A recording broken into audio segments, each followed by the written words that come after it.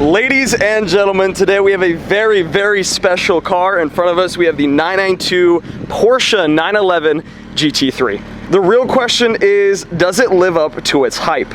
This one in particular has the stunning shark blue exterior paint color throughout the entire body, secondary black optic trims, carbon fiber galore, and so many other incredible great things. So with that being said, let's get into the review. We have a 992 911 GT3 in the exterior color shark blue and the interior color black. This one is spec'd out in probably the most iconic 992 spec with your carbon fiber roof, mirror caps, shark blue exterior and interior.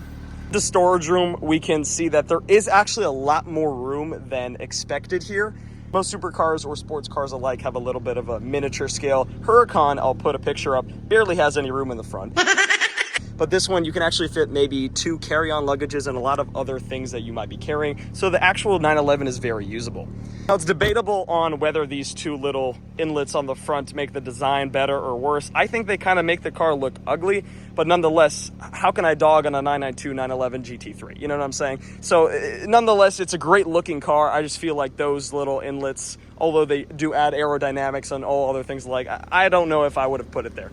102 horsepower and 346 pound-feet of torque from the 4-liter flat 6-cylinder engine for the GT3 and 992 generation, compared to the, I believe, 3.8-liter flat 6 in the 991.2 and 991.1. And of course, one of the bigger things we get is an update in safety. So much like the 991.1, it didn't have any backup cameras nor sensors. So we actually get a full 360 sensor system here in the rear and a camera system. It helps a lot because you really don't want to back into someone in your Porsche 911, let alone GT3. And specifically, packages and options on this one include the suede steering wheel, of course, both exterior and interior shark blue options, carbon fiber, and all other things alike.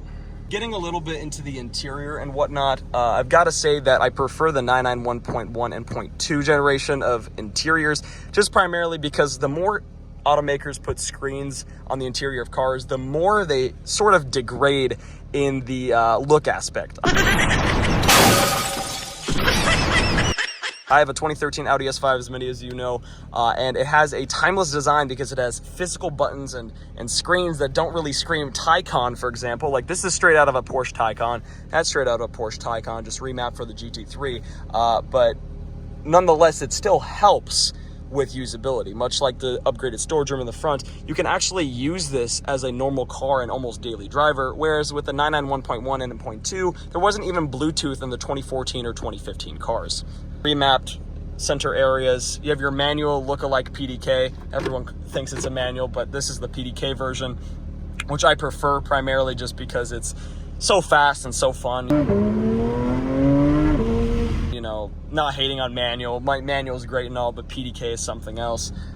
You know, everything's kind of remapped on the interior, and in terms of the shark blue interior, I think it's a little bit tacky, but it kind of matches this car. When you get it on the road and you actually drive it, all those miniature details that I'm talking about, it kind of fades away because the motor and the look of this car is primarily what makes it the 911 GT3 and everything else. So without further ado, let's get it on the road. Now, first noticing immediately in terms of driving ability, this car is very comfortable. It's not, it doesn't throw you around. You can't really feel every rock, surprisingly. It's actually very dailyable. Of course, power is always going to be there. The 911 GT3 is the best when it comes to track style performance. I forget, Sport Chrono package as well.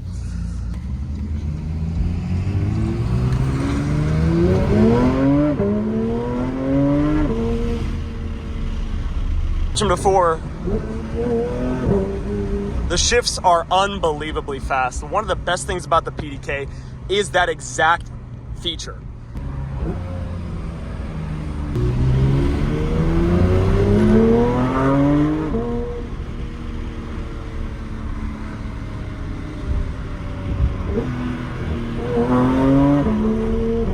I wanted to make a quick review on this car. I don't have a lot of time on my hands, but overall, I just wanted to establish the fact that this is a very very arcadic car, very fun car. It's fast. It's much like the 991.1 and 991.2, except it adds a modern twist to it with tech and all their features alike. Overall, this is a great car to buy if you want the 911 GT3's upgrade in technology, but also keeping that beautiful sounding motor.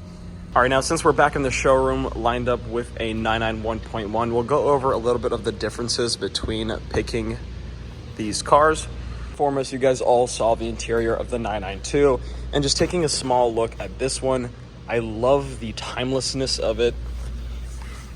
The fact that you actually have to stick your key in here, Le Mans style, to actually turn on the car, a full sway 991 style steering wheel, the one slight digital screen on the right, and a full physical telemetry here in the middle just makes it very timeless. Sport chrono package.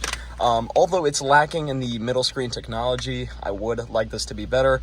This is a 2015 model year, so I'm not exactly sure if it has Bluetooth or not.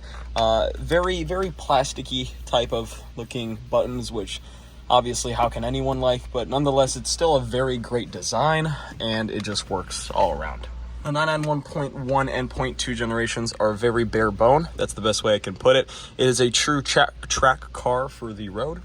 It pretty much only has 2 cup holders, sometimes Bluetooth, and really an all-around incredible horsepower figure and track experience. For storage room, they are very similar when it comes to room. This one has a little bit less room. Maybe you can fit a little bit less things, but overall it's still usable.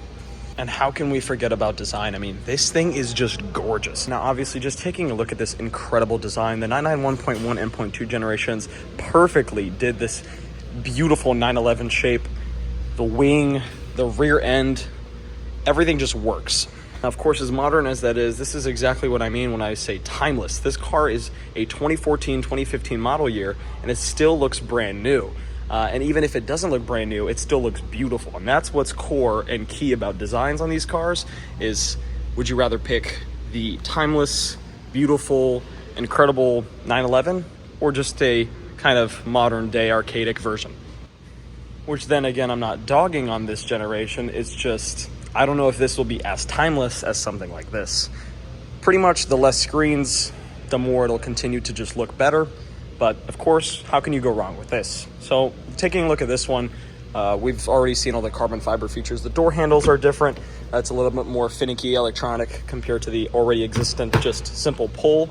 More blue, more colors, more availability and options on the interior. And again, most of this stuff is modern Porsche, so you're gonna get all those things.